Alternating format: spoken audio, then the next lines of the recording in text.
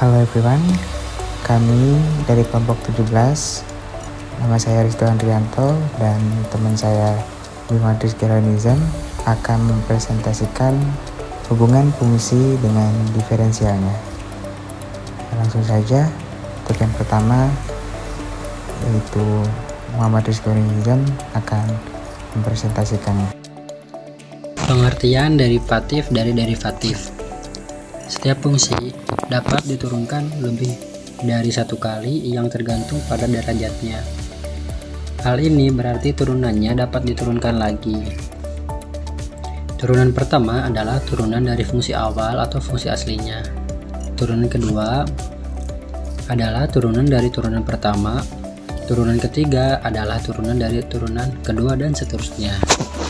Contoh, Y derivatif 1 sama dengan fx sama dengan x3 dikurangi 4x2 ditambah 5x dikurangi 7. Y derivatif 2 sama dengan dy per dx sama dengan 3x 2 dikurangi 8x tambah 5. Y derivatif 3 sama dengan d2y per d2x sama dengan 6x dikurangi 8. Y derivatif 4 d3y per d3x sama dengan 6. Y derivatif 5 sama dengan d4y per d4x sama dengan 0. Hubungan fungsi dengan derivatifnya. Nomor 1, fungsi naik dan fungsi turun. Derivatif pertama dari sebuah fungsi non-linear dapat digunakan untuk menentukan apakah kurva dari fungsi yang bersangkutan menaik ataukah menurun pada kedudukan tertentu. Pada kasus khusus, derivatif pertama dapat pula menunjukkan titik ekstrim sebuah fungsi non-linear. Contoh, tentukan apakah y sama dengan fx sama dengan 1/3x3 dikurangi 4x2 ditambah 12x dikurangi 5 merupakan fungsi menaik ataukah fungsi menurun pada x sama dengan 5 dan x sama dengan 7. Selidiki pula untuk x sama dengan 6. Jawab. Y sama dengan fx sama dengan 1/3x3 dikurangi 4x2 ditambah 12x dikurangi 5. F derivatif 2 x sama dengan x2 dikurangi 8x ditambah 12.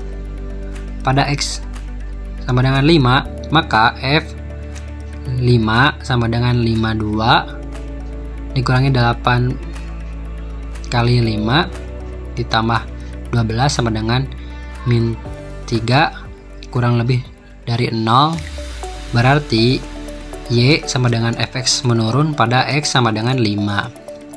Pada x 7, maka f 7 sama dengan 72 dikurangi 8 kali 7 ditambah 12 sama dengan 5 lebih dari 0.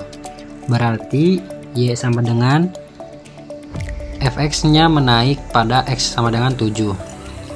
Pada x sama dengan 6, maka f 6 sama dengan 62 dikurangi 8 dikali 6 tambah 12 sama dengan 0. Berarti y sama dengan fx berada di titik ekstrim pada x sama dengan 6. Karena fx kurang dari 0 untuk x kurang dari 6 dan fx lebih dari 0 untuk x lebih dari 6, titik ekstrim pada x sama dengan 6 ini adalah titik minimum. Apabila diselidiki lebih lanjut, sesungguhnya fx kurang dari 0 hanya berlaku untuk interval 2 lebih dari x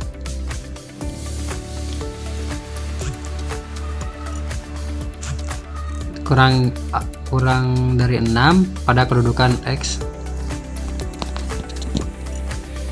sama dengan 2, y sama dengan fx berada di titik ekstrim yang lain yaitu titik maksimum. 2. Titik ekstrim fungsi parabolik. Pada Y sama dengan fx adalah sebuah fungsi parabolik, derivatif pertama berguna untuk menentukan letak titik ekstrimnya. Sedangkan derivatif kedua bermanfaat guna mengetahui jenis titik ekstrim yang bersangkutan. Perhatikan fungsi parabolik berikut dengan turunan-turunannya serta hubungan mereka secara grafik. Parabola Y sama dengan Vx mencapai titik ekstrim pada Y turunan sama dengan 0. Jika Y turunan lebih kecil daripada 0, maka bentuk parabolanya terbuka ke bawah, titik ekstrimnya adalah titik maksimum. Dan jika Y turunan lebih dari 0, maka bentuk parabolanya terbuka ke atas, titik ekstrimnya adalah titik minimum. Contohnya bisa teman-teman lihat di bawah sini. 3. Titik ekstrim dan titik belok fungsi kubik.